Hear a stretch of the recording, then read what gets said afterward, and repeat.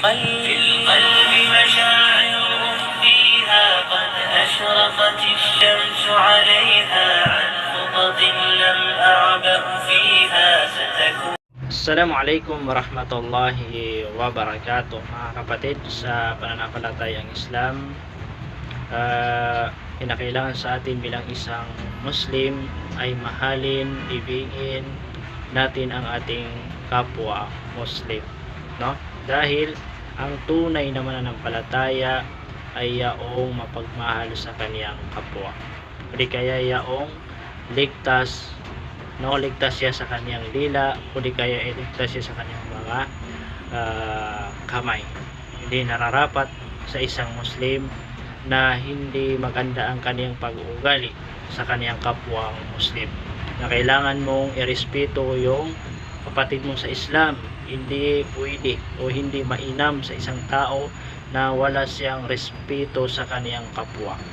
Kaya kinakailangan, kung tunay ka na ikaw ay nagmamahal, mananampalataya kay Allah subhanahu wa ta'ala, ay kinakailangan ay mapagmahal ka sa iyong kapwa at ligtas ang iyong kapatid sa pananampalataya mula sa iyong dila at sa iyong mga kamay, mga kapatid sa pananampalataya Islam.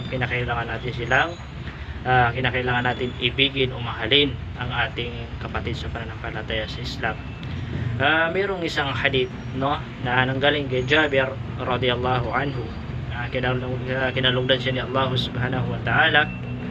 Sinabi niya, sami'tu Nabi sallallahu alaihi wasallam, sabihin ay narinig ko ang Propeta Muhammad sallallahu alaihi wasallam yaqul, na nagsasabi o sinasabi niya, al-muslimu man salima al-muslimuna min lisanihi wa yadihi. Ang Muslim ay siya na nasa kaniyang dila at kamay ay ligtas ang kapwang Muslim. Yun daw ang tunay na Muslim, mga kapatid sa pananampalatayang Islam. Kaya kapatid sa pananampalatayang Islam, kung ikaw ay mapanira o sinisiraan mo yung kapatid mo sa Islam, ay kinakailangan natin yan iwasan, no? Dahil ang mga mananampalataya, ang mga Muslim, ay sila po ay tunay na magkakapatid sa relihiyong Islam. Yan lang. Assalamualaikum warahmatullahi wabarakatuh.